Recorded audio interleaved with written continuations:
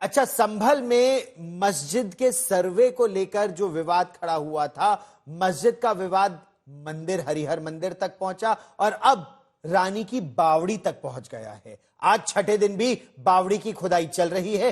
12 feet तक खुदाई अब तक हो चुकी है, तो निचला तल्ला भी दिखने लगा। बताया यह जा रहा है कि रानी की बावड़ी लगभग 30 फीट गहरी है। 100 मीटर की यहां एक सुरंग भी है। अब देखना यह है कि सन 1500 की पुरानी बावड़ी की जो खुदाई हो रही है, इतिहास के क्या क्या राज इससे खुलकर सामने आते हैं। तो इस समय आप खुदाई की अलग अलग तस्वीरें देख रहे हैं। पहले तो यह बावड़ी पूरी भरी हुई थी, इसे पाट दिया गया था, न केवल पाटा गया था, इस पर गैर कानूनी इसके आसपास के इलाके में कब्जा भी था। तो राजस्व विभाग ने पैमाइश की और फिर खुदाई का काम शुरू हुआ। पृथ्वीराज चौहान की बावड़ी यहां नजर आई और छठे दिन लगातार यहां पर खुदाई चल रही है। फिर फिरोजपुर किले का भी सर्वे यहां पर हो रहा है। कहा यह जा रहा है कि यहां महामृत्युंजय तीर्थ का कूप हो सकता है। और फिरोजपुर किले का एक अलग सर्वे भी यहां पर हो रहा है। कहा यह जा रहा है कि यहां पर भी जबरदस्त अतिक्रमण हुआ है। अच्छा, खुदाई के कौन से दिन? 6 दिन से खुदाई चल रही है रानी की बावड़ी इलाके में, संभल में। कौन कौन से दिन क्या क्या मिला है? प्राचीन शिव मंदिर 20 दिसंबर को मिला, राधा कृष्ण मंदिर 21 दिसंबर को मिला, कल की मंदिर 21 दिसंबर को मिल चुका था और रानी की बावड़ी भी 21 दिसंबर को ही ये सब जब सर्वे शुरू हुआ। प्राचीन शिव मंदिर 20 दिसंबर, राधा कृष्ण मंदिर 21 दिसंबर, कल की मंदिर 21 दिसंबर और रानी की बावड़ी 21 दिसंबर।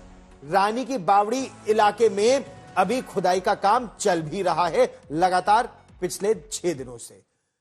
पृथ्वीराज चौहान के वक्त की बावड़ी की खुदाई जैसे जैसे आगे बढ़ रही है, तो इतिहास की अलग अलग न केवल परतें खुल रही हैं, बल्कि एक तरह से देखा जाए तो एक झरोखा खुलता जा रहा है इतिहास का। उससे क्या तस्वीर निकल कर आ रही है, देखिए ये रिपोर्ट।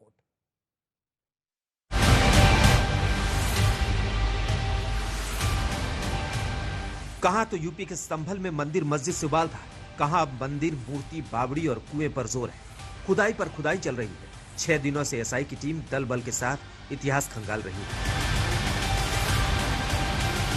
संभल में 2 पुराने मंदिर मिले तो संभल से 28 किलोमीटर दूर चंदौसी में सन 1500 की रानी की बावड़ी मिल गई। पृथ्वीराज चौहान के जमाने की बावड़ी में 6 दिनों से बावड़ी की खुदाई हो रही है।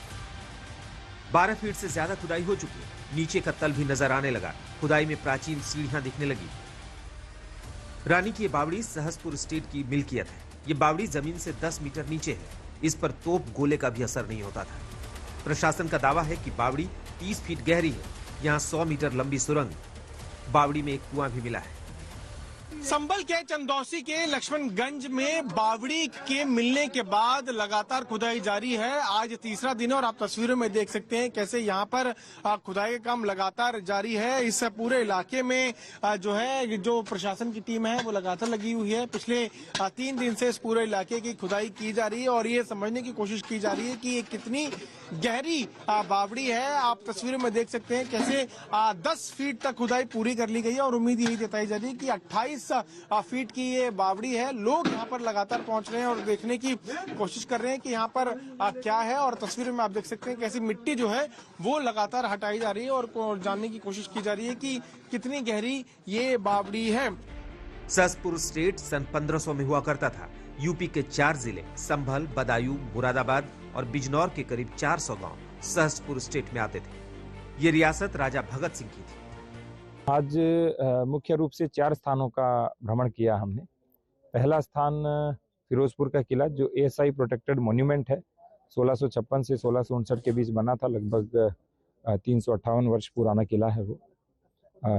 दूसरा जो नीमसार तीर्थ के अंदर कुआं है, जो जागृत कूप है और जागृत तीर्थ है वो वहाँ पे। तीसरा जो तोता मैना की एक कब्र बनी हुई है, वो बहुत छोटा सा स्थान है लेकिन बहुत ही प्यारा स्थान है। और चौथा जो पृथ्वीराज चौहान के काल के अंदर निर्मित बावड़ी है, जिसे राजपूत काल बावड़ी कहते हैं, वहां भ्रमण किया।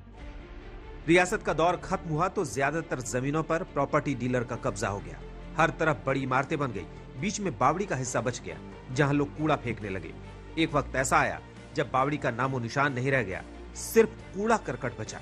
अब अचानक बावड़ी दिख गई और इतिहास की खिड़की खुल गई। चंदौसी से अनूप कुमार के साथ पीयूष मिश्रा, आज तक।